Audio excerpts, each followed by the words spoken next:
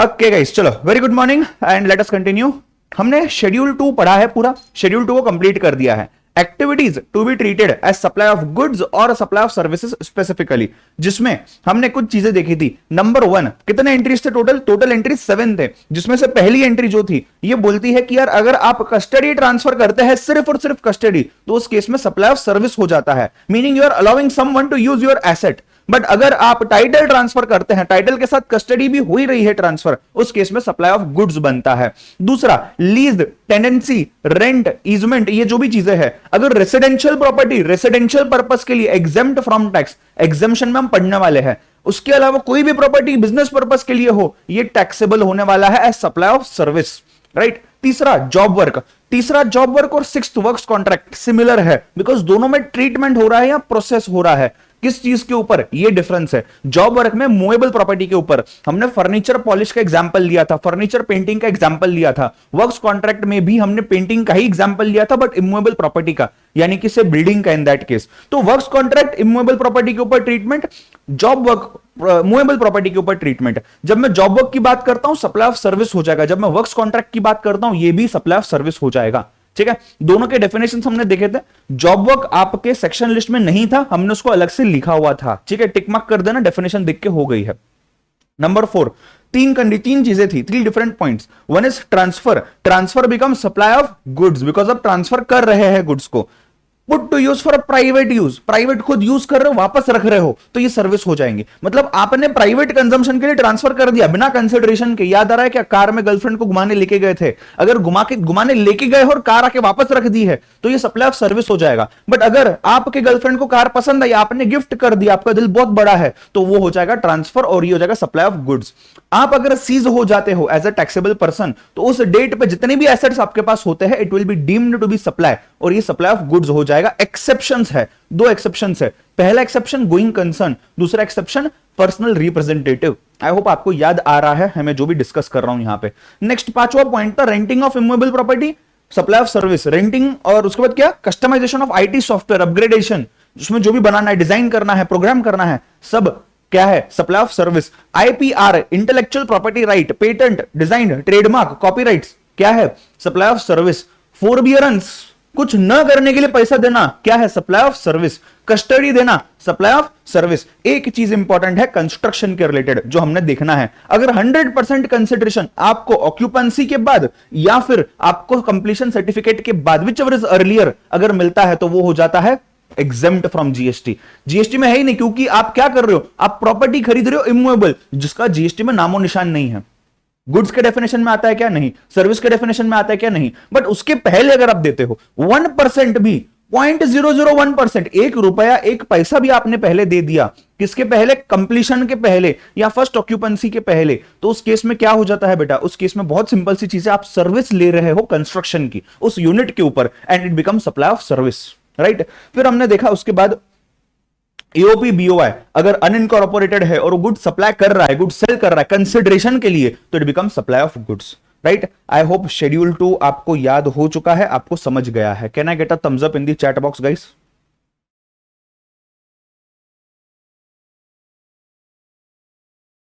याद आ रही है चीजें?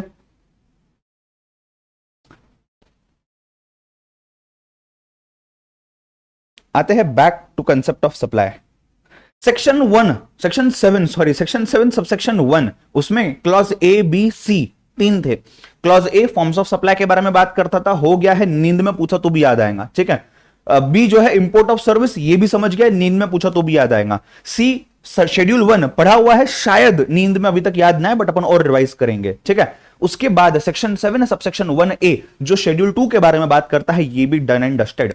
Now coming to section 7 subsection 2, subsection 2A और 2B, ये तीनों को पहले पढ़ते हैं, मतलब पूरा सबसेक्शन 2 पहले पढ़ते हैं और फिर मैं शेड्यूल 3 पे जाता हूं। ध्यान देना, not withstanding anything contained in subsection 1, subsection 1 में जो भी है वो वैसा ही है, उसको फर्क नहीं पड़ेगा, हम यहां जो भी करेंगे। एक्टिविटीज और ट्रांजैक्शंस स्पेसिफाइड इन शेड्यूल 3 और such activities or transactions undertaken by the central government, state government or local authority, मतलब basically government, in which they are engaged as a public authority, as may be notified by the government on the recommendations of the council shall be treated neither as supply of goods nor as supply of service। कहने का मतलब simple है, government बोलती है मैंने जिस चीज पे हाथ लगा दिया कि इस पे जीएसटी नहीं लगेगा तो नहीं लगेगा, तुम नहीं पूछ सकते क्यों क्या कैसा। उसमें से कुछ चीजें हमने शेड्यूल 3 में डाली हुई है, बट कुछ चीजें हमने शेड्यूल 3 में नहीं डाली हुई है। अगर हमें काउंसिल टाइम टू टाइम बताएगा गवर्नमेंट को तो गवर्नमेंट उसको नोटिफाई करेगा, और अगर गवर्नमेंट ने नोटिफाई कर दिया तो वो क्या हो जाएगा, उसके ऊपर जीएसटी नहीं लगेगा, उसको neither supply of goods nor supply of service माना जाएगा। समझ रहे हो बात को, हाँ या ना। तो आप अगर सिंपली देखोगे, आपको अगर थोड़ा सा अंदाजा आया होगा तो बहुत सिंपल सी चीज हो रही है बेटा। यहां पे सबसेक्शन 1 जो है ये बात कर रहा है कि सप्लाई क्या होता है और प्लस सप्लाई में क्या क्या इंक्लूड होता है, और सबसेक्शन 2 जो है ये बात कर रहा है कि सप्लाई से क्या क्या एक्सक्लूड होता है। ठीक है, समझ रहे हो क्या बोल रहा हूं मैं, सप्लाई से क्या क्या एक्सक्लूड होता है। Section 7 subsection 1 talks about supply में क्या क्या इंक्लूड होता है, section 7 subsection 2 talks about supply से क्या क्या एक्सक्लूड होता है। और वो एक्सक्लूजन्स किसके ऊपर डिपेंडेंट है, पहला तो शेड्यूल 3 है, दूसरा तो गवर्नमेंट के नोटिफिकेशन के ऊपर डिपेंडेंट है। गवर्नमेंट ने बोल दिया आज से इसके ऊपर टैक्स नहीं तो टैक्स नहीं, गवर्नमेंट ने बोल दिया इसके ऊपर टैक्स है तो है, as simple as that. I hope you are getting this point, right guys. तो 7.1 सप्लाई प्लस इंक्लूजन्स, बोलो जोर से सब लोग, 7.1 क्या है, सप्लाई है, सप्लाई के साथ सप्लाई के इंक्लूजन्स है, मतलब all the forms of supply plus inclusions of supply by way of schedule 1 and schedule 2। ठीक है, मैं इसका चार्ट बना के दूंगा आपको डिटेल में, एक बड़ा चार्ट बनाएंगे अपन लैंडस्केप में। ठीक है, दूसरी चीज क्या है, 7.2 में क्या है, सप्लाई के एक्सक्लूजन्स है, उसमें शेड्यूल 3 आता है। आइए शेड्यूल 3 पे जाते हैं।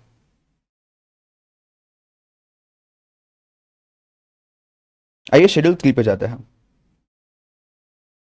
एक्टिविटीज और ट्रांजैक्शंस, एक्टिविटीज और transactions which are neither to be treated as supply of goods nor to be treated as supply of services.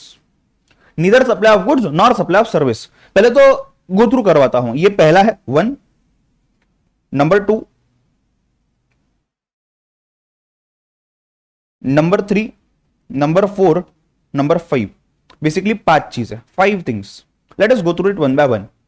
Services by employee to the employer in the course of employment.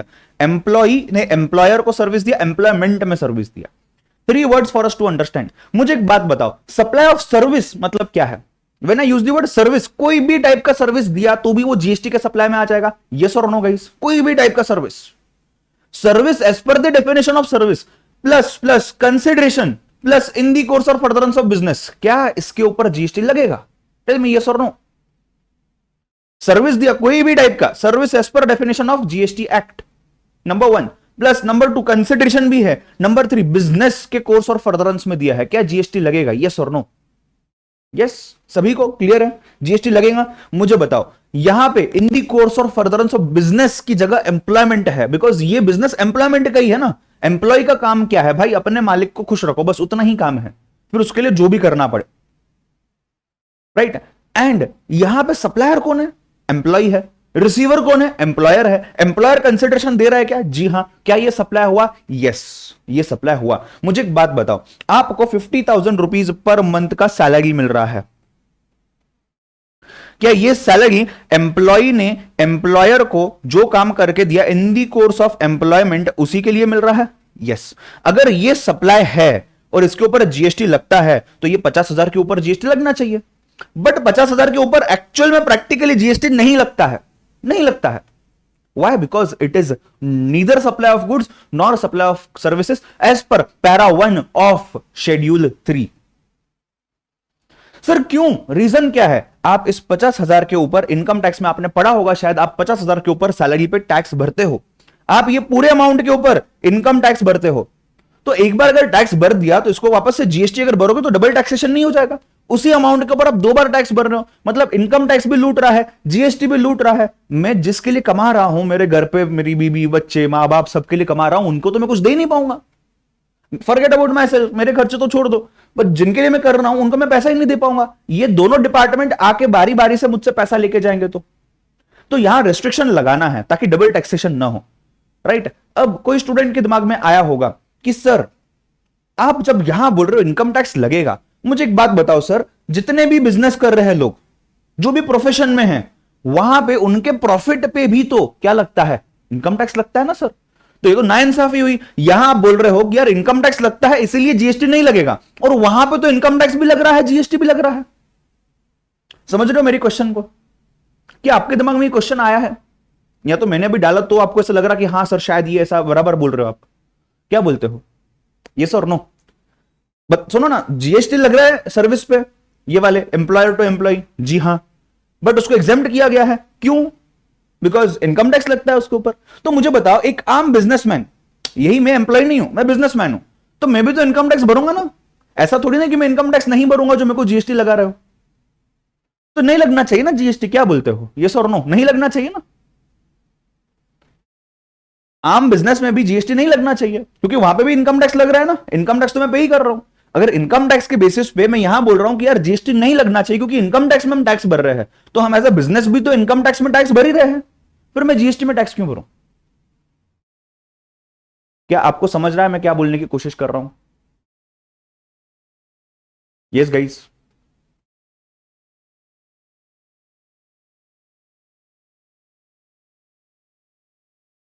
नहीं समझ रहा है क्या? मेरा question वापस बता रहा हूं मैं।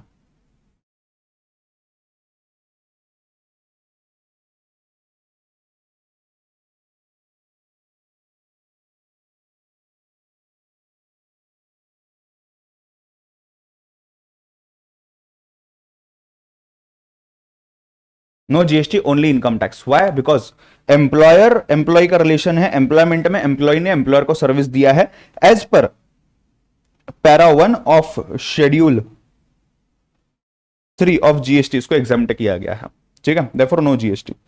पीजीबीपी में तो आप जीएसटी भी ले रहे हैं, आप इनकम टैक्स भी ले रहे हैं, यहां नहीं हो रहा है डबल टैक्सेशन।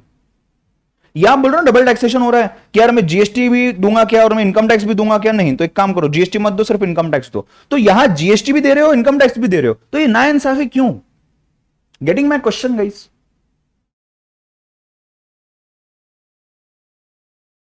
सिर्फ क्वेश्चन समझने की बात होगी, आंसर मैं पूछ ही नहीं रहा हूं, बता भी नहीं रहा हूं। क्वेश्चन समझ रहा है सबको? क्या हो गया, इतने दिल्ली क्यों पड़ गए वो आंसर देने में?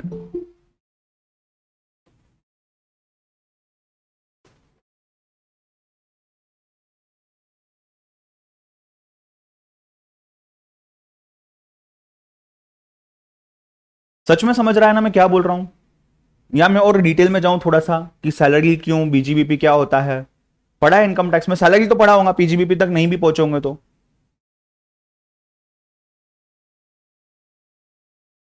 सो गए हो क्या? Good morning. नींद आ रही है तो फटाफट जाओ, मुंह धो के आ जाओ, वापस से बैठो आके। तो मुझे ये बोलना है कि यार सैलरी पे मैं बोल रहा हूं कि जीएसटी और इनकम टैक्स। अब मुझे एक बात बताओ, सैलरी अगर 50,000 पर मंथ है, साल का 6 लाख, ठीक है, ये 6 लाख के ऊपर ही इनकम टैक्स लगता है, सैलरी के ऊपर ही। हाँ, वो आप डिडक्शन निकालते हो उसमें से कि जो भी प्रोफेशन टैक्स हो गया, एंटरटेनमेंट टैक्स हो गया, या स्टैंडर्ड डिडक्शन हो गया 50,000 का, या कुछ अलाउंसेस वगैरह हो गए, ये सब चीजें एग्रीड।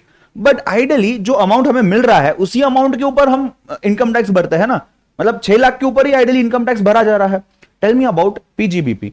पीजीबीपी में आपको इनकम मिलता है, उस इनकम से आप एक्सपेंसेस माइनस करते हैं या रेवेन्यू से, और बचता है आपके हाथ में प्रॉफिट। इस प्रॉफिट के ऊपर आप इनकम टैक्स पे करते हो। So your income tax is being paid on profit, at the same time your GST is paid on income, not on profit. मतलब प्रॉफिट पे डबल टैक्सेशन नहीं है, हमारा संबंध है इनकम के साथ।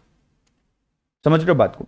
दूसरी चीज, ये जो पीजीबीपी में है, जो बिजनेस कर रहा है, ये क्या करेगा बेटा? ये अपने कस्टमर से जीएसटी कलेक्ट करेगा और गवर्नमेंट को पे करेगा। ये अपने जेब से नहीं निकालने वाला, कस्टमर से लेगा, गवर्नमेंट को पे करेगा। तो सर सैलरी में भी तो ये कस्टमर से लेगा और गवर्नमेंट को पे करेगा ना। कस्टमर कौन हुआ? एम्प्लॉयर। एम्प्लॉयर से लेगा, गवर्नमेंट को पे करेगा, मान्य है, ठीक है। एम्प्लॉयर कहां से निकालेगा पैसा? एम्प्लॉयर क्यों निकालेगा पैसा? उसका सैलरी एक्सपेंस बढ़ जाएगा, वो आपकी सैलरी में से कट करने वाला है। एंड सेकेंड थिंग, ये एक ही 6 लाख के ऊपर इनकम टैक्स भी लग रहा है, जीएसटी भी लग रहा है। सैलरी में थोड़ी ना कुछ एक्सपेंस है, expenses for the purpose of employment. 6 lakh salary I, 3 lakh minus किया, बचे हुए 3 लाख पे जीएसटी भरो, ऐसा थोड़ी ना है, या इनकम टैक्स भरो। आप इनकम टैक्स भी 6 लाख पे भरेंगे, आप जीएसटी भी 6 लाख पे भरेंगे, ऐसा कैसा चलेगा? बराबर, double taxation, clear cut, same amount के ऊपर। तो 6 लाख में से 1 लाख जीएसटी लेके गया, 1 लाख इनकम टैक्स लेके गया, मतलब मैंने 4 लाख ही कमाया साल में। कितनी गलत बात। बट पीजीबीपी में आपका इनकम जो है, आपका रेवेन्यू जो है, उसके ऊपर जीएसटी जा रहा है, और आपके प्रॉफिट के ऊपर इनकम टैक्स जा रहा है। Both are two different things, and therefore this is the treatment. I hope you have got the answer to the question which I have asked myself. ठीक है, क्लियर है ना सभी को? ये क्यों डाला गया है यहां पे? एक तरह का एग्जाम्शन ही हो गया ना यार, शेड्यूल 2 में आ गया तो एक तरह का एग्जाम्शन ही हो गया। ठीक है, चलो आगे बढ़ते हैं, नेक्स्ट पॉइंट पे जाते हैं। अच्छा, नेक्स्ट पॉइंट पे जाने से पहले यहां पढ़ो क्या लिखा है, ये पढ़ो क्या लिखा है। Only services that are provided by employee to the employer in the course of employment are outside supply. However, services provided outside the ambit of employment for a consideration would qualify as supply। वो supply होगा। Example के तौर पर मैं एक company में employed हूं as a finance manager, being a chartered accountant. मैंने फाइनेंस मैनेजर की जॉब ले ली, मस्त पैसा मिल रहा, आराम से जिंदगी चल रही है, काम कर रहा हूं। अचानक से एक दिन मेरा एम्प्लॉयर जो है, बॉस जो है, वो आके बोलता है कि यार तुम बहुत अच्छा पढ़ाते हो, मैंने सुना है तुम्हें पैशन है पढ़ाने का, एक काम करोगे क्या, अपने जो नए एम्प्लॉइज आते हैं उनको ट्रेनिंग दोगे क्या? मैं बोलूंगा सर जरूर दूंगा, पैसा लाओ अलग से। तो बोले काम करेंगे, इसको अपन एम्प्लॉयमेंट का पार्ट नहीं पकड़ेंगे, जितनी घंटे की तुमने ट्रेनिंग ली उतना मैं तुमको अलग से पैसा दूंगा, उसके ऊपर जीएसटी लगेगा। So services provided outside the ambit of employment would be considered as supply provided there for a consideration. समझ रहे हो बात को? हाँ या ना? तो अगर मैं यहां पे जस्ट लिख देता हूं, अगर यहां पे मैं फाइनेंस मैनेजर हूं और यहां पे मैं क्या कर रहा हूं, आउटसाइड द एम्बिट मतलब मैं कोई ट्रेनिंग सर्विसेज प्रोवाइड कर रहा हूं जिसमें कंसिडरेशन मिल रहा है, तो ये सप्लाई होगा, इसके ऊपर जीएसटी लगेगा। समझ रहे हो? ये सप्लाई होगा और इस चीज के ऊपर जीएसटी लगेगा, राइट? तो इसी के साथ अपना शेड्यूल 3 का फर्स्ट क्लॉज कंप्लीट होता है। एक बार रीड कर लो, अपन क्लॉज 2 पे जाएंगे। एग्जाम्पल बाद में देखना, मैंने सब एग्जाम्पल कवर कर लिए है एक्सप्लेनेशन देते समय। फटाफट से पढ़ लो, आगे बढ़ते हैं। होने बाद डन बताना।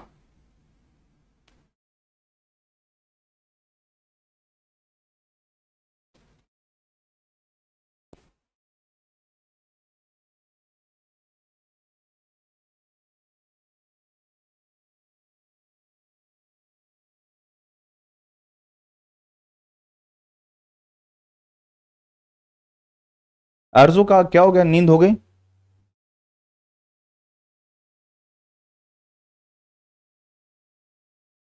अकेले अकेले ब्रेकफास्ट कर रहे हो, मेरा ब्रेकफास्ट सामने पड़ा है बट मैं पढ़ा रहा हूं।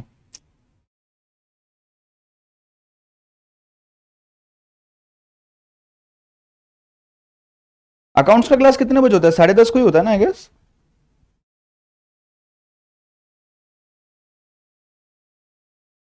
चलो डन।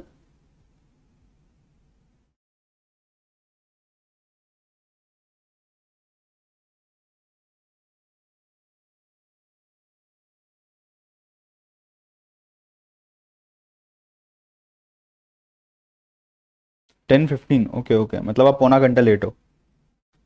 चलो आगे बढ़ते हैं। Now talking about next part. अब देखो आसान से कुछ क्लॉजेस दिए हुए हैं, फटाफट देखते हैं, निपटाते हैं इसको। सर्विसेज बाय एनी कोर्ट और ट्रिब्यूनल। कोर्ट मतलब वो जो अपने को पता है, supreme court, high court, district court वाला, plus tribunal which is something like a court but not exactly a court, it is for a specific purpose. Tax का tribunal, income tax tribunal, GST tribunal, companies act tribunal, right? ये बहुत सारे tribunals है। National company law tribunal, तो ऐसे बहुत सारे tribunals है बेसिकली जो स्पेसिफिक पर्पस के लिए हिट करते हैं। मैंने तो टैक्सेशन, कंपनी लॉज जो आपके सिलेबस में है वो वाले बताया है, अलग भी और होते हैं बहुत, राइट? तो ये सभी लोग जो भी टाइप का सर्विस प्रोवाइड करेंगे पैसा ले सकते हैं, उस पर कोई दिक्कत नहीं है। कोर्ट भी अपनी फीस मांगता है कि यार इतनी फीस तुम डिपॉजिट करो स्टैंप ड्यूटी के साथ, जो गवर्नमेंट के पास जाएंगी, बट इसके ऊपर जीएसटी नहीं लगेगा। It is not a supply of goods also, it is not supply of service also. ठीक है। Number 3, functions performed by members of parliament, MP आ गया, members of state legislator, MLA आ गया, मेंबर्स ऑफ म्युनिसिपैलिटीज आपके corporators आ गए, और members of any local authorities. Basically आपने किसी को इलेक्ट करवाया है कोई पोजीशन पे, अगर इलेक्टेड रिप्रेजेंटेटिव्स बोल सकते हैं हम यहां पे, इलेक्टेड रिप्रेजेंटेटिव्स, आपने किसी को इलेक्ट करवाया है, खासदार हो, आमदार हो, कॉर्पोरेटर हो, एमपी, एमएलए, कॉर्पोरेटर, जो भी हो, ये सभी के सर्विसेज जो होते हैं ये सभी एग्जेम्प्टेड है सॉर्ट ऑफ जीएसटी में से, जीएसटी के अंदर नहीं आते। Neither supply of goods nor supply of service, MP, MLA, corporator जो भी हो, मेयर हो, कोई भी हो, if they are providing any service to you, they can charge from you बिंदास, बट उस पर जीएसटी नहीं लगेगा. Duties performed by any person who holds any post in pursuance of the provisions of constitution in that capacity. For example, president. For example, governor. Right? मतलब constitutionally appointed positions जो होती है, C&AG, Comptroller and Auditor General of India, right? Attorney General of India. ये सभी लोग constitutional post पे हैं, इसके ऊपर जीएसटी नहीं लगेगा. पैसा चार्ज कर सकते हैं हम, यहां ऐसा नहीं बोल रहे हैं कि आप पैसा चार्ज नहीं कर सकते, पैसा चार्ज करो बट इस पर जीएसटी नहीं लगेगा. ठीक है. Next, duties performed by any person as a chairperson, chairman और अ मेंबर और a director in any body established by the central government और अ स्टेट गवर्नमेंट और local authority and who is not deemed as an employee before the commencement of this clause. इसको employee नहीं माना गया है, ये इंसान वहां पे अपॉइंट किया गया है as the member, as the director और the chairman of a particular board of a particular body और a company established by the government. ठीक है. मतलब बेसिकली गवर्नमेंट के लोग, गवर्नमेंट बोर्ड मेंबर्स आप बोल सकते हो. ऐसा कोई कंसेप्ट नहीं है, अपने रेफरेंस के लिए बता रहा हूं आपको. गवर्नमेंट बोर्ड मेंबर्स बोल सकते हो. ठीक है. तो इसमें एमपी, एमएलए, कॉर्पोरेटर्स आ गए, प्रेसिडेंट, गवर्नर्स आ गए, जो कॉन्स्टिट्यूशनल अथॉरिटीज है, और आपके सेंट्रल, स्टेट, लोकल अथॉरिटी जो भी है, इन्होंने अगर कोई बंदे को अपॉइंट किया है एज अ मेंबर, डायरेक्टर और as a chairperson. Please quickly have a look.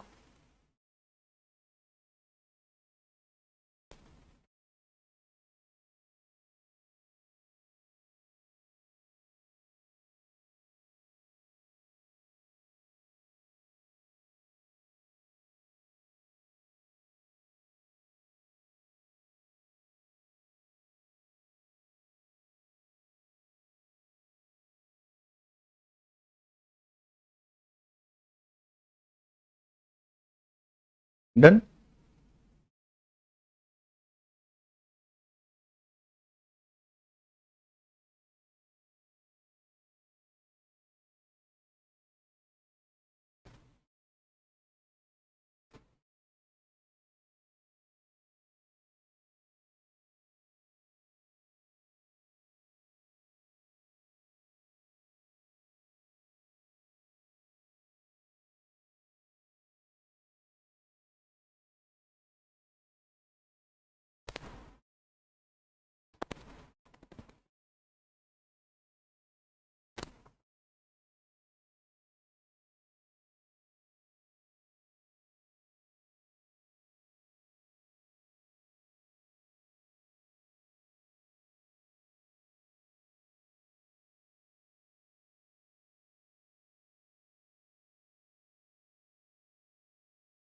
Yes, people, clear?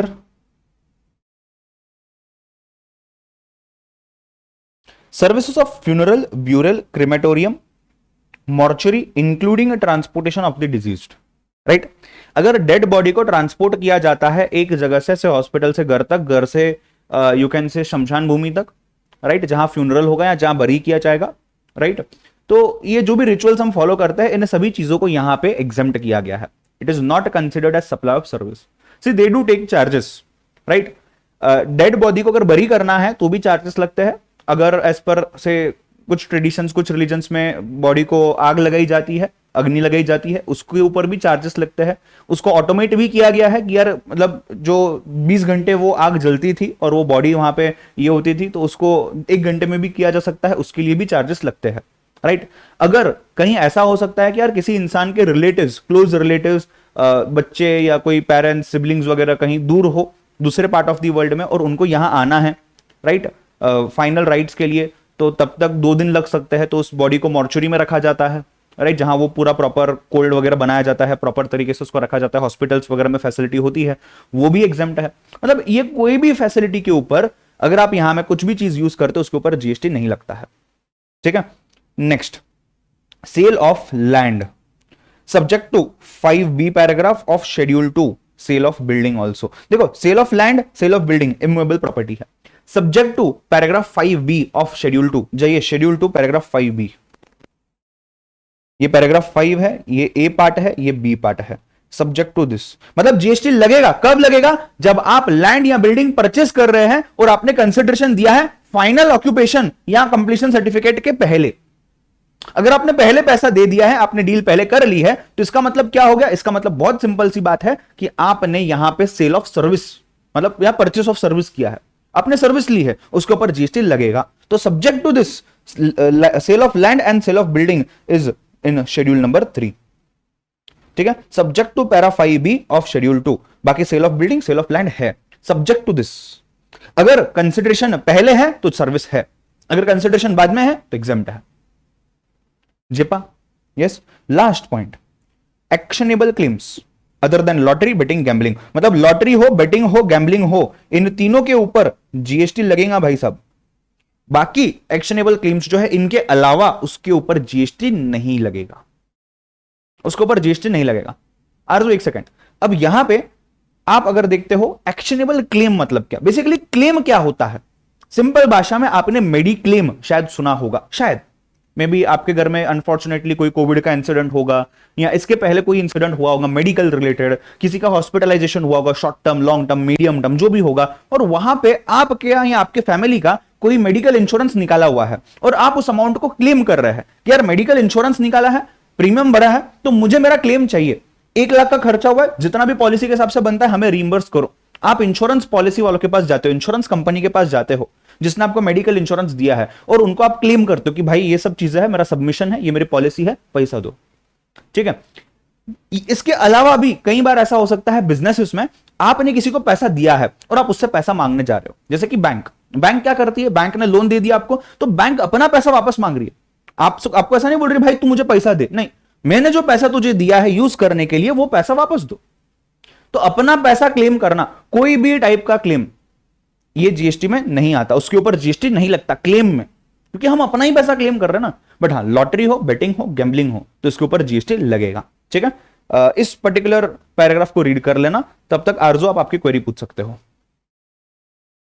Sir वो पैराग्राफ 5B में जो दिया हुआ है कि हमें कंप्लीट करना होता है, कंप्लीशन से पहले consideration then it is taxable, लेकिन सेल ऑफ लैंड में एज सच कुछ कंप्लीशन के लिए होता ही नहीं है ना सर? होता है ना, होता है, नहीं नहीं, see sale of land subject to para 5B of schedule 2, मतलब समझाता हूं, sale of land is immovable property outside GST, as clear as that.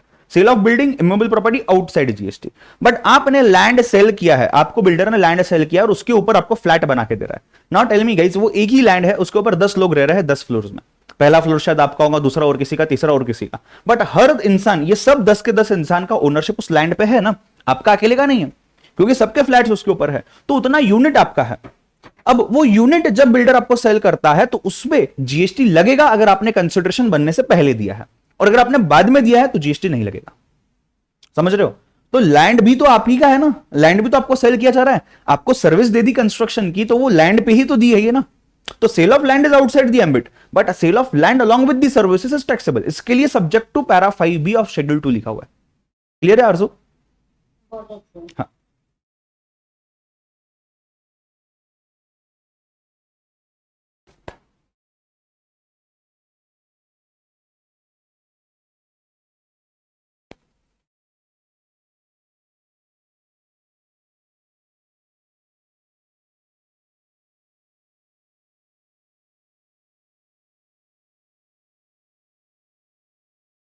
सभी को पूरा शेड्यूल 3 क्लियर है? नींद में से भी उठा के पूछा जाए रात को, अगर मैं 2 बजे फोन करूंगा कि अरे बोलो शेड्यूल 3 में क्या क्या आता है, तो भी तुमने बोलना चाहिए, तुमको बोलते आना चाहिए।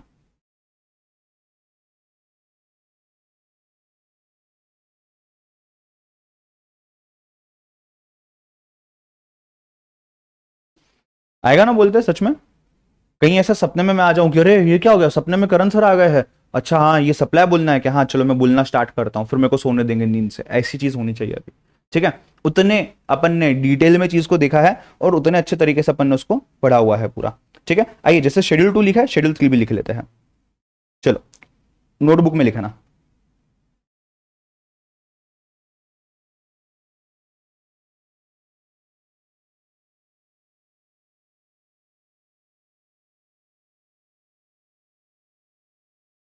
नहीं बी नहीं था, ए था शायद, ठीक है जो भी रहेगा वो लिख लेना। देखो, एक्टिविटीज और ट्रांजेक्शन्स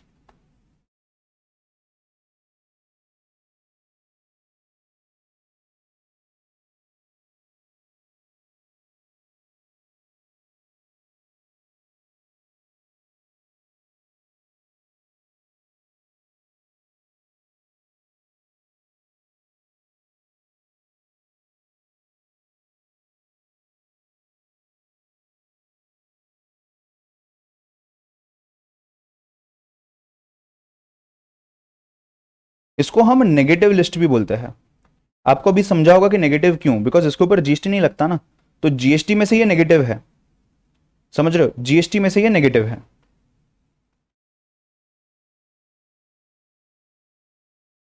कितनी चीजें थी, आई गेस 5 थिंग्स।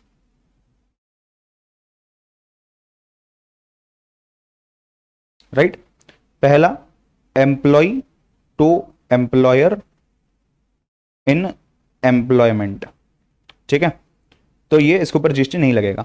उसके अलावा अगर कुछ होता है तो उसके ऊपर जीएसटी लगेगा। उसके बाद दूसरी चीज क्या देखी थी हमने, साथ में लिखना चालू करो। दूसरी चीज थी कोर्ट और ट्रिब्यूनल।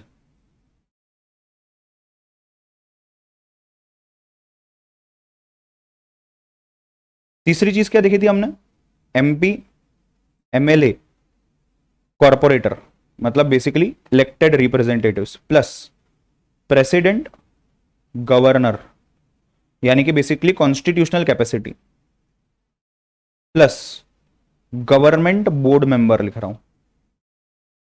बोर्ड मेंबर ऐसा कुछ है नहीं है, अपने रेफरेंस के लिए अपन लिख रहे हैं। उसके बाद number 4,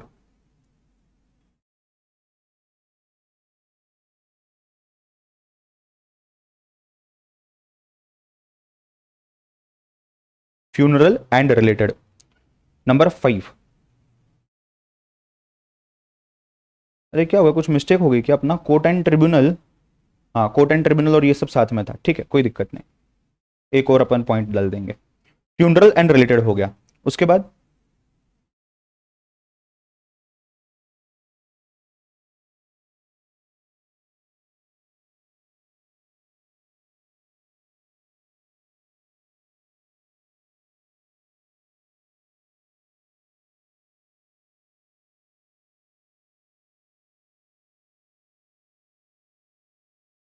lastly it was actionable claims other than lottery betting gambling.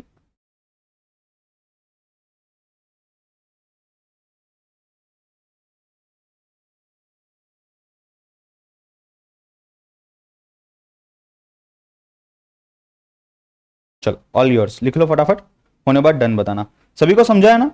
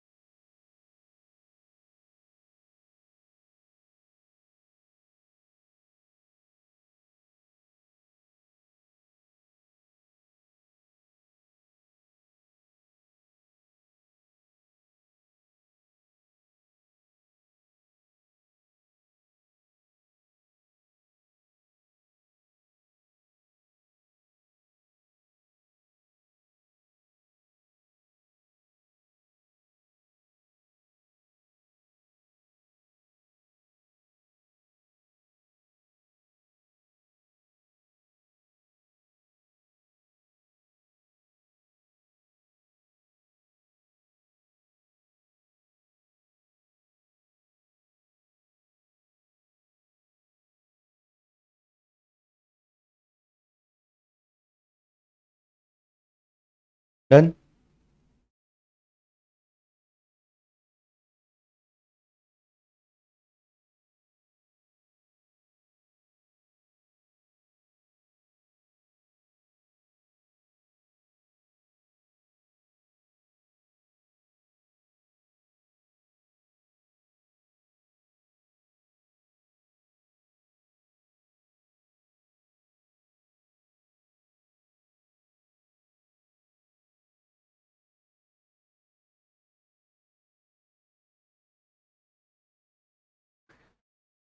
Yes people, done.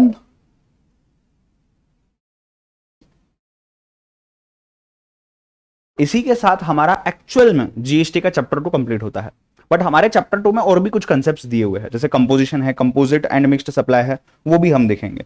और जैसे ही हमारा कंपोजिट और मिक्स सप्लाई हो जाता है, उसके बाद हम एक बड़ा सा चार्ट बनाएंगे जिसमें हम तीनों भी शेड्यूल्स और जो भी अभी तक देखा हुआ है ये पूरा एक साथ डाल देंगे, राइट, ताकि बस उतना एक चार्ट देख लिया कि आपका पूरा काम हो जाना चाहिए।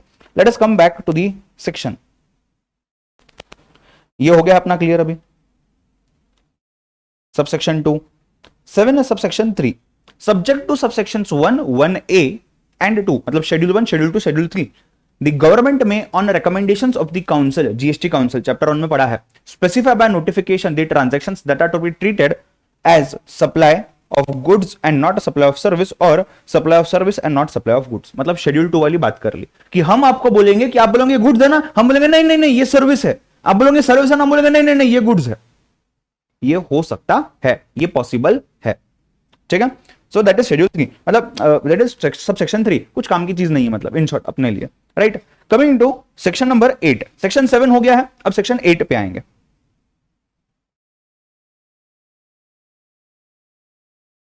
सेक्शन 8 बात करता है कंपोजिट एंड मिक्स्ड सप्लाईज के बारे में। ध्यान देना, इस चीज को पढ़ रहा हूं मैं पहले। Tax liability on a composite supply और a mixed supply shall be determined in the following manner. Clause A, section 8 का clause A, composite supply comprising of 2 or more supplies, one of which is a principal supply, shall be treated as supply of such principal supply. Clause B, a mixed supply comprising of 2 or more supplies shall be treated as a supply on that particular supply, of that particular supply that attracts highest rate of tax. हमें दो चीजें समझनी है, shall be treated as supply of such principal supply and shall be treated as supply of that particular supply which attracts highest rate of tax. मतलब एक principal supply और एक highest rate of tax, ये दो चीजें अगर मुझे समझने आ जाती है तो मुझे पूरा कंपोजिट, पूरा मिक्स्ड समझने आ जाएगा। मैं चाहता हूं कि आप कुछ चीज पहले देखें, और वो है ये देखो, ब्लू ग्रीन कलर अपन ने मिक्स को दिया है, कंपोजिट को अपन ने येलो कलर दिया, ये कंपोजिट है, ये मिक्स्ड है, ठीक है। मैं चाहता हूं इतने में ही, जितना मैंने आपको भी सिर्फ पढ़ के बताया है, एक्सप्लेन भी नहीं किया है, आप यहां से लेके यहां तक ये एग्जांपल्स पढ़े। एग्जांपल 1 है, 2 है, 3 है, 1 है, 2 है, 3 है, सिर्फ एग्जांपल रीड करो, take your time, not a problem. मैं इसको जूम करता हूं थोड़ा सा, पहले इसको देखो और फिर बाजू वाले एग्जांपल को देखना। आपके पास पीडीएफ है अगर आपको दोनों साथ में देखने हैं तो। मैं 5 मिनट देता हूं, पढ़ लो, बट मुझे आपसे कुछ आंसर एक्सपेक्टेड है। पहले पढ़ लो, फिर मैं क्वेश्चन पूछता हूं।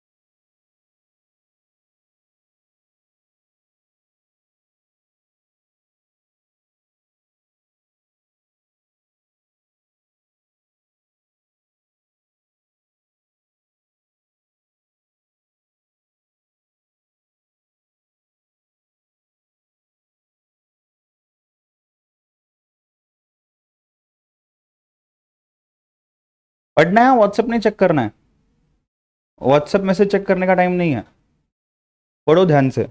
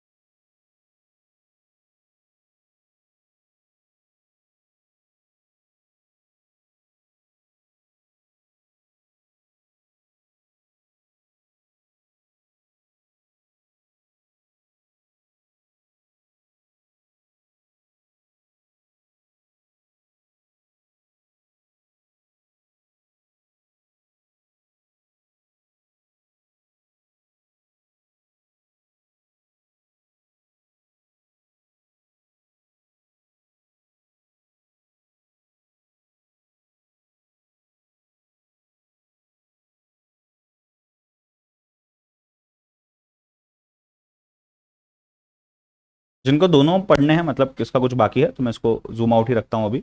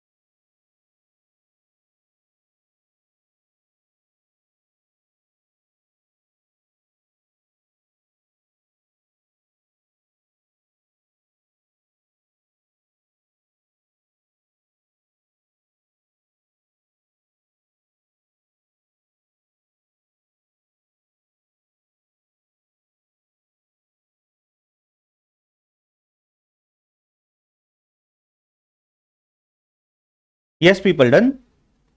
कुछ समझने आ रहा है कि कंपोजिट में क्या लिखा हुआ है, क्या डिफरेंस है कंपोजिट का और मिक्स्ड के साथ?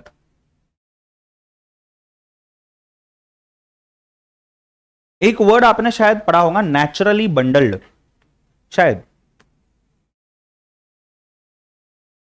आया क्या एग्जांपल्स में, नेचुरली बंडल्ड? मुझे बताओ, आपके एग्जांपल्स में से ही चीज ले रहा हूं।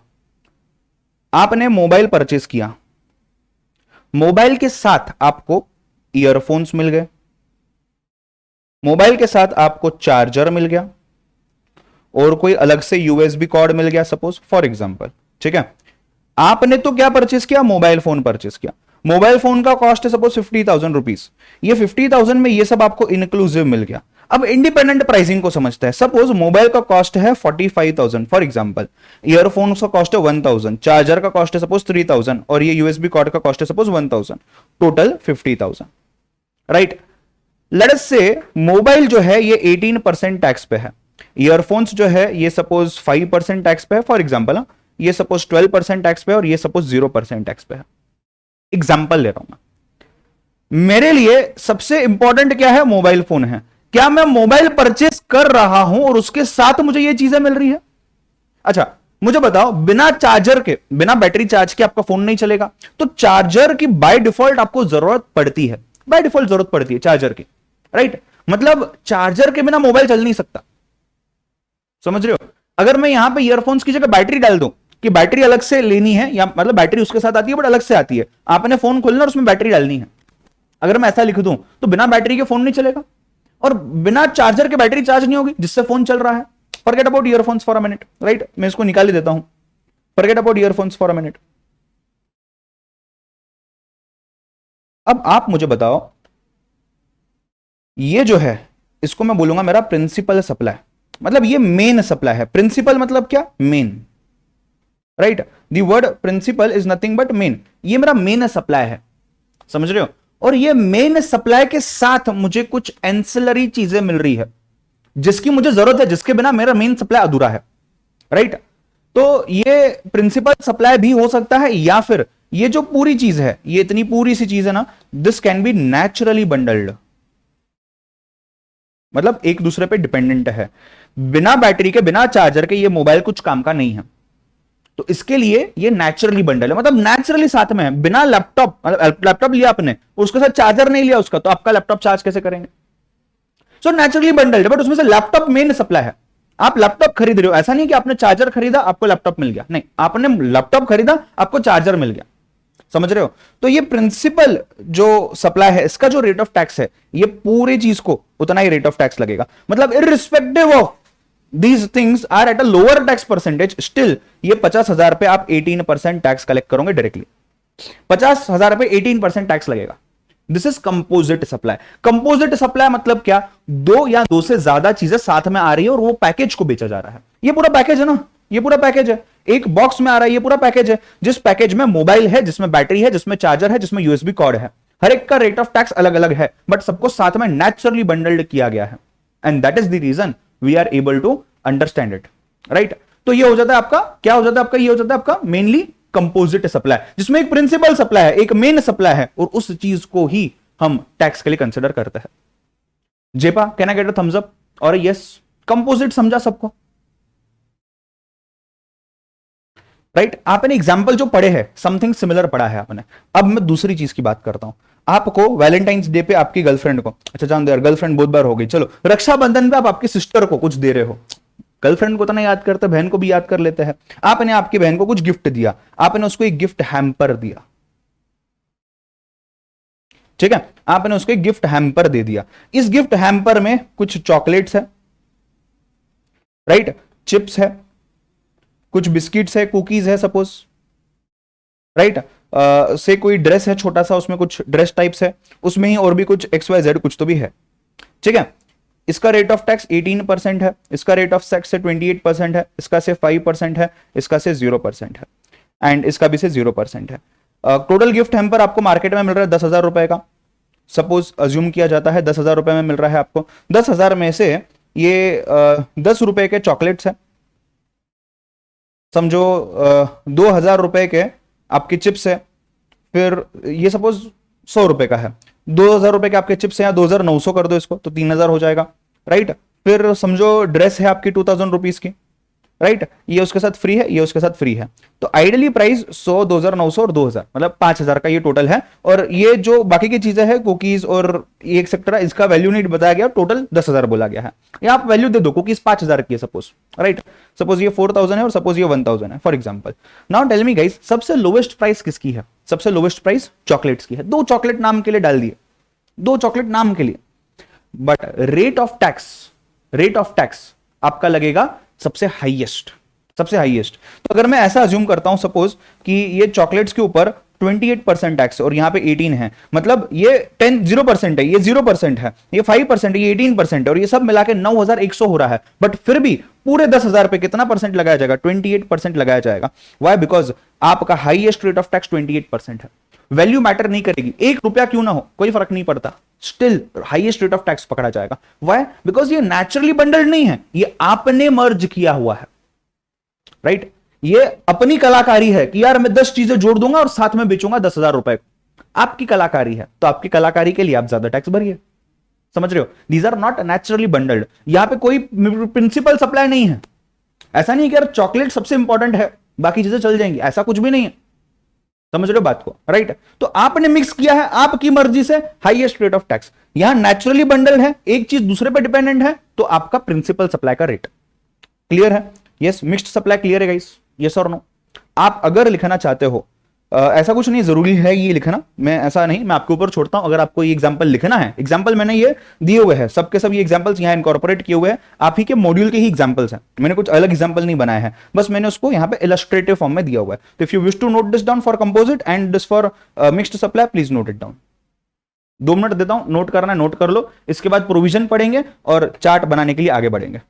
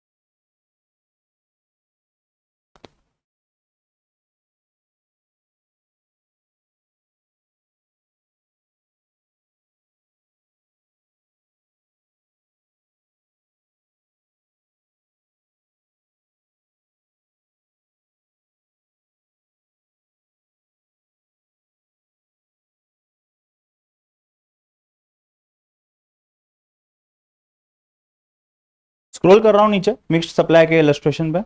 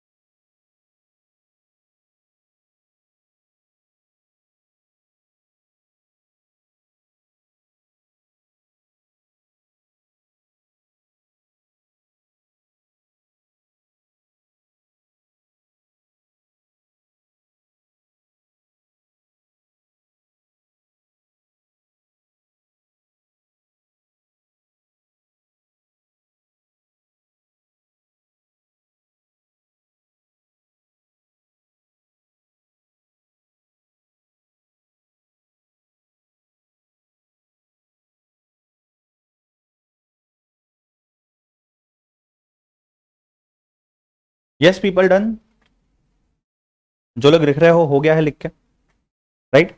आइए,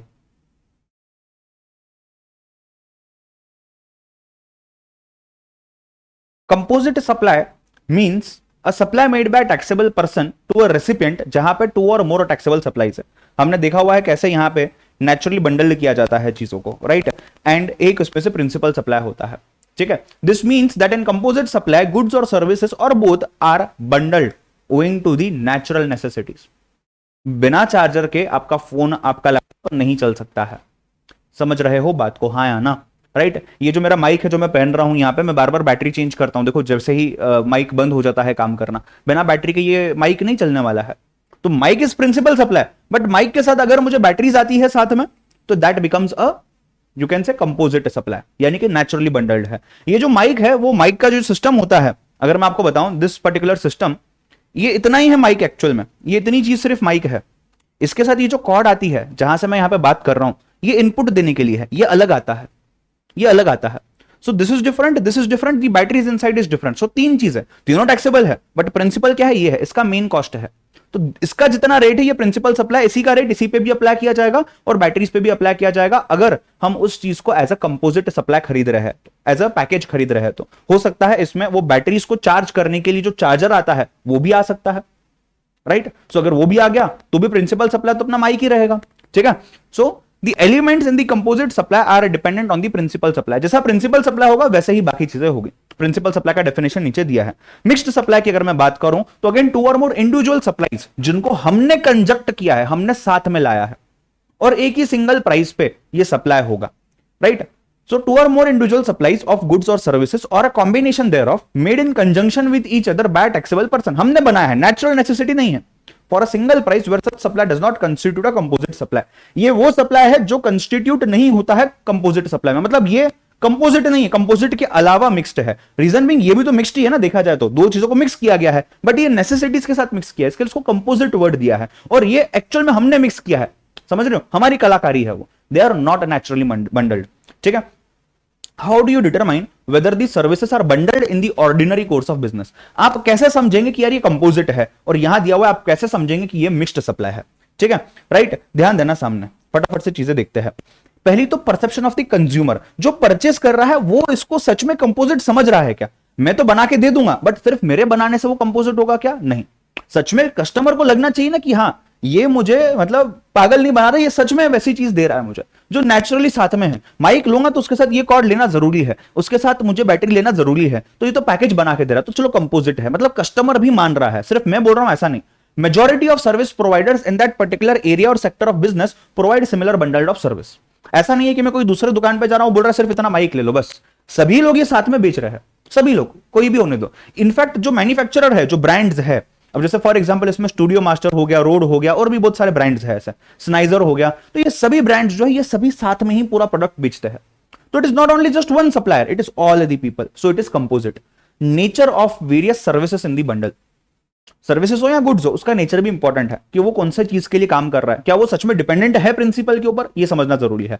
the elements are normally advertised as a package. अगर आप पैकेज दे रहे हो ना, अगर वो जेन्युइन पैकेज है, अगर उसमें प्रिंसिपल सप्लाई और उसके एंसिलरी सप्लाईज है, तो उसको अनाउंस करते हुए की करो। आपको ऐसा कभी नहीं दिखेगा कि मोबाइल के साथ ईयरफोन भी मिलेगा, उसके साथ चार्जर भी मिलेगा। ये अज्यूम किया जाता है कि उसके साथ वो आने वाला है। लैपटॉप ये अज्यूम किया जाता है कि उसके साथ आपका चार्जर आने वाला है। सीपीयू ले रहे हो, आप अज्यूम करते हो कि उसमें मदरबोर्ड होगा, प्रोसेसर होगा, सब होगा। ये अजम्पशन की बात है। तो नॉर्मली एडवर्टाइज करते समय भी लैपटॉप एडवर्टाइज होता है, ऐसा नहीं होता कि लैपटॉप के साथ चार्जर अलग एडवर्टाइज हो रहा है। ठीक है।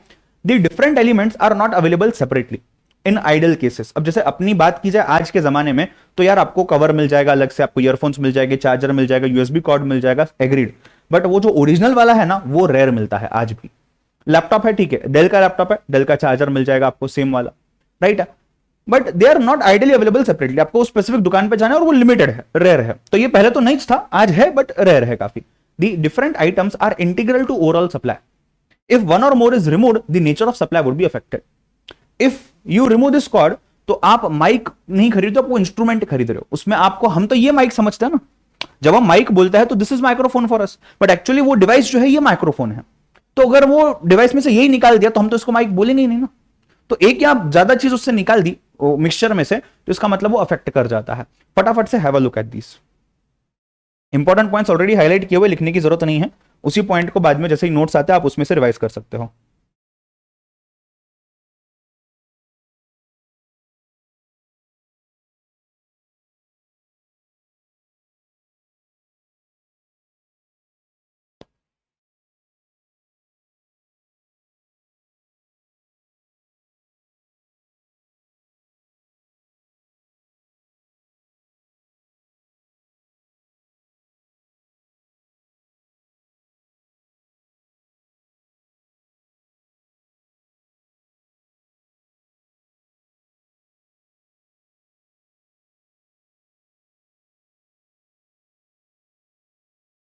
गाइस कहना कह रहे यस और थम्स अप, समझ रहे हो जो अपन ने देखा अभी, कि मुझे कैसे समझेगा।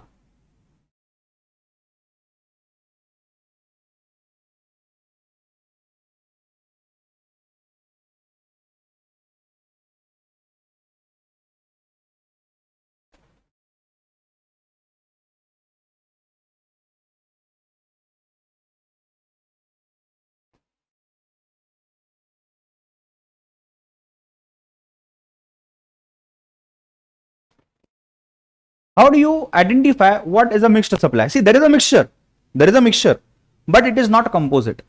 ये पहला स्टेप है समझने के लिए कि यार ये मिक्स्ड है। मिक्सचर तो दोनों में है ना, या तो मिक्स्ड को नाम दिया है, बट है तो ये भी मिक्स ही ना। तो मिक्सचर दोनों में है। तो पहली चीज क्या है, आप ये समझेंगे कि यार आपका जो मिक्सचर है वो कंपोजिट नहीं है। पहली कंडीशन, जैसे अपन बोलते हैं ना कि अगर कोई कंपनी पब्लिक है तो वो उसका मतलब वो प्राइवेट नहीं है। तो पहले ये देखो कि कंपनी प्राइवेट है क्या। अगर कंपनी प्राइवेट नहीं है मतलब शायद वो पब्लिक हो सकती है। तो अगर आपका मिक्सचर कंपोजिट नहीं है मतलब शायद वो मिक्स्ड हो सकता है, राइट। तो यहां पे मिक्स सप्लाई है तो पहले आप रूल आउट करिए कि यार कंपोजिट सप्लाई नहीं है, और उसके बाद आप ये देखिए कि not naturally bundled. Natural necessity नहीं है, मतलब बेसिकली अगर बात की जाए तो what is mixed, mixed is what is not composite. आप ये पूरा रीड करिए अभी, it is nothing but SIM, जो मैं बोल रहा हूं कि यार नेचुरली नहीं है, बंडल्ड नहीं है, कंपोजिट नहीं है। कंपोजिट में आ गया ना, नेचुरली बंडल्ड नहीं है, बस आपने वही चेक करना है, नथिंग एल्स, राइट। सो कोई भी सिचुएशन होने दो, B it the situation of composite supply और मिक्स्ड सप्लाई, आपको यही चेक करना है कि यार वो कंपोजिट है क्या। अगर कंपोजिट है वेल एंड गुड, अगर कंपोजिट नहीं है तो इसका मतलब वो मिक्स्ड हो सकता है। ठीक है। सो कंडीशंस उतनी ही हैं।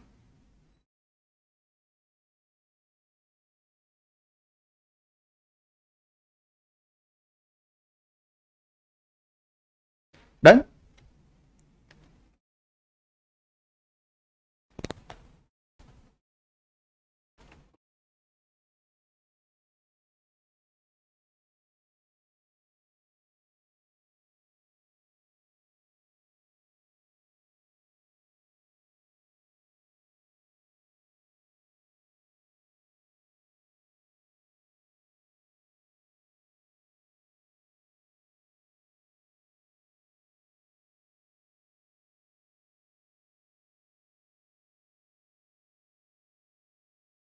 डन।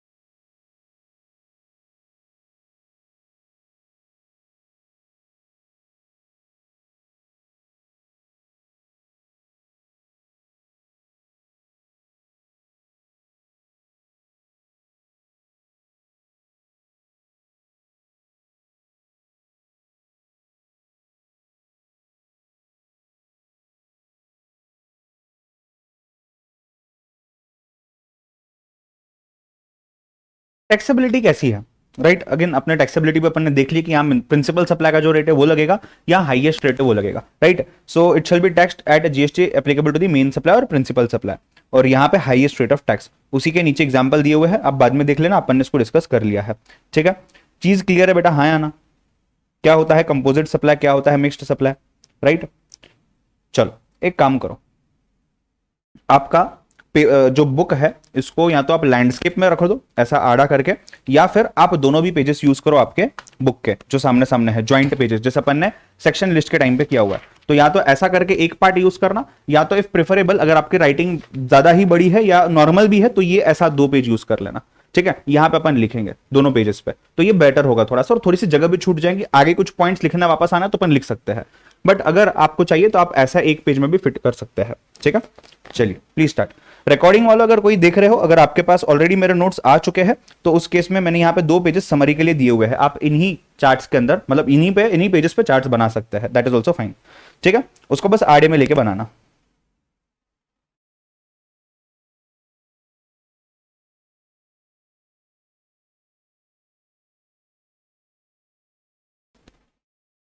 यस, समझा है सभी को क्या करना है?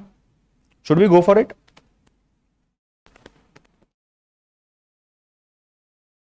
रेडी हो क्या दोनों पेजेस या एक पे, जो भी आपको करना है वो निकाल के रेडी होने बाद बताओ मुझे, फिर मैं आगे बढ़ता हूं।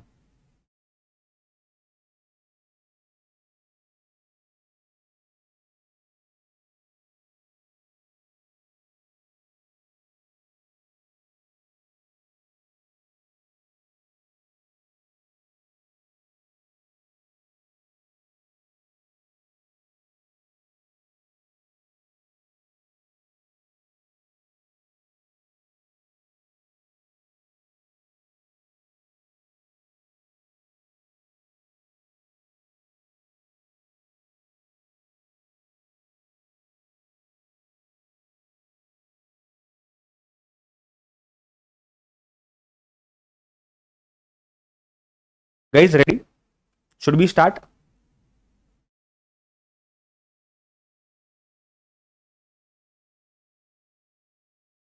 हम शायद पूरा चार्ट तो नहीं कर पाएंगे, बट मैं आपको आइडिया दे देता हूं मैं आपसे क्या एक्सपेक्ट कर रहा हूं, आप मे भी इसको होमवर्क कर सकते हो इफ पॉसिबल, ठीक है? बिकॉज शायद आपका जीएसटी का स्लॉट जो है ये एम्प्टी होगा, तो उस स्लॉट पे आप इसको ट्राई कर सकते हो, ठीक है? ध्यान देना, हमें क्या लिखना है, पहले पहले समझो, सिर्फ लिखो कुछ भी मत, पहले मैं स्ट्रक्चर बताता हूं हमें क्या करना है, व्हाट इज आवर मोटिव, उसके बाद माइन्यूटली अंदर जाते हैं, फिर मैं आपके साथ सॉल्व करूंगा या आपके साथ लिखूंगा, पहले सिर्फ समझो।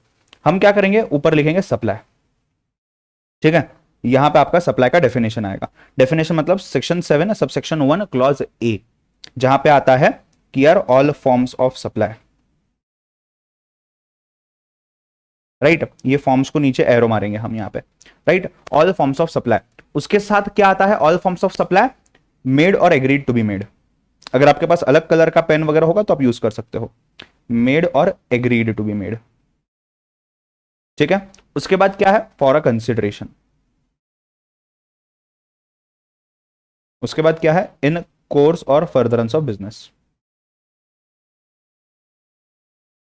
लिखना मत सिर्फ समझना, राइट?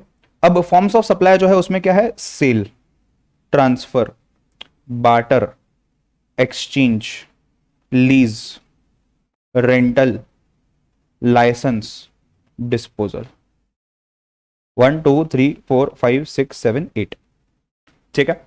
मेड और agreed to be made for a consideration in the course और फर्दरेंस ऑफ बिजनेस। उसके बाद ये 7(1)(a) हो गया, ऊपर टाइटल देना है आपने। इसके बाद नेक्स्ट चीज जो हमारी आती है वो आते हैं मेनली शेड्यूल्स, बट शेड्यूल से पहले यहीं पे आना है प्लस 7(1)(b), एरो करके लिख देना है वहां पे, importation of services, importation of services for consideration, for consideration whether or not in course of business and includes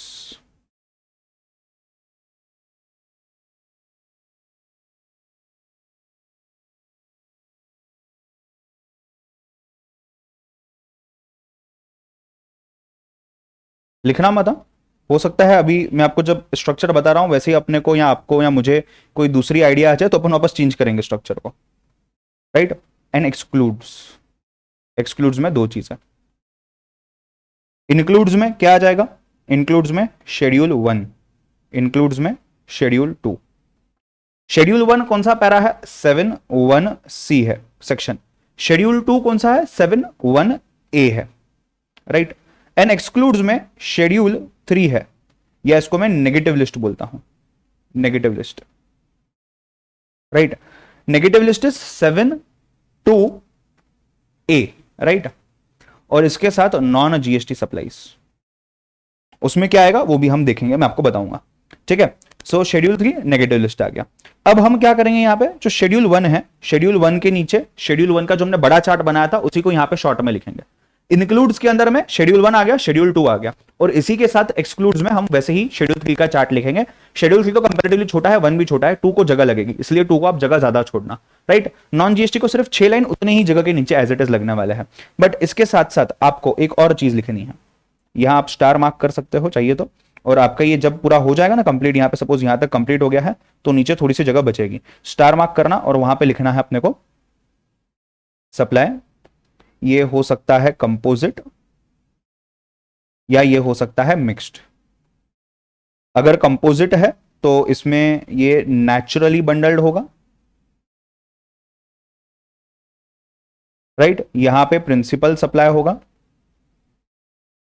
जिसको हम मेन सप्लाई भी बोलेंगे, और आपका जो टैक्स रेट है, ये tax rate on main supply लिख रहा हूं मैं वर्ड अभी, मेन सप्लाई का जो है वो होगा, ठीक है। मिक्स्ड सप्लाई जो होगा, these are not composite supply, यही हमने देखा है ना वहां पे, नॉट कंपोजिट सप्लाई। इसमें जो सप्लाई है, जो टैक्स रेट है वो है ऑफ हाईएस्ट, राइट, जिसका हाईएस्ट टैक्स रेट है वो लगेगा। तो इसको शॉर्ट में जितनी जगह बची हुई है उतने में आप फिट कर सकते हो। अगर इतनी जगह नहीं बची है तो आप सप्लाई पहले कंपोजिट नंबर 1 हॉरिजॉन्टल में लिख दो, फिर नंबर 2 मिक्स्ड हॉरिजॉन्टल में लिख दो, चलेगा, कोई दिक्कत नहीं है, राइट। आपको मोटा मोटी आइडिया आई है मैं क्या बोलना चाह रहा हूं, राइट। हम क्या करने की कोशिश कर रहे हैं, yes guys, can I gate A yes और नो? आपको समझा है मैं क्या बताने की कोशिश कर रहा हूं, हमें क्या करना है, मतलब ये पेज देख लिया तो पूरा चैप्टर 2 रिवाइज, समझ रहे हो, बाकी कुछ देखने की जरूरत नहीं है। हाँ, फिर जब आप इसको रिवाइज करोगे कोई पॉइंट में कंफ्यूजन आ रहा है, अरे सर ने क्या समझाया था, अरे बुक में क्या लिखा है, यू कैन गो बैक, ठीक है। आप इतना लिखना स्टार्ट करो, और बीच में आपका लगभग आधे से ज्यादा पेज यहां लगने वाला है, ये तो बस छोटा सा इंट्रोडक्शन है, और उसके बाद यहां पे आपका नीचे 3 से 4 लाइन चाहिए। अगर ज्यादा है तो वेल एंड गुड, ऐसा बना लो, ज्यादा नहीं है तो आप हॉरिजॉन्टल में लिख सकते हो, कि यहां पे सप्लाई लिख दिया पहले, फिर यहां पे कंपोजिट, फिर सप्लाई, यहां पे मिक्स सप्लाई, वो भी चल जाएगा, as and how you want to, ठीक है। मैं 5 मिनट दे रहा हूं आपको, आप फॉर्मेट वगैरह सब बना लीजिए, उसके बाद शायद आपका दूसरा क्लास चालू हो जाएगा तो अपन स्टॉप करेंगे। इस चार्ट को मैं मेरे एंड पे कंप्लीट कर लूंगा, आप आपके एंड पे कंप्लीट कर लेंगे, अपन इसी में से साथ में कल के लेक्चर में रिवाइज करेंगे, ठीक है। यस, चलो, मैं एक क्लासवर्क असाइनमेंट क्रिएट करने वाला हूं गूगल क्लासरूम पे, जो लाइव बच्चे देख रहे हो उस पे आपने ये पूरे चार्ट को एक फोटो में अपलोड करना है, पीडीएफ भी चलेगा, इमेज फाइल भी चलेगा, एक ही पेज या एक ही मतलब फोटो उसमें ही पूरा आना चाहिए, ठीक है। आज रात को 12 बजे तक, प्लीज स्टार्ट।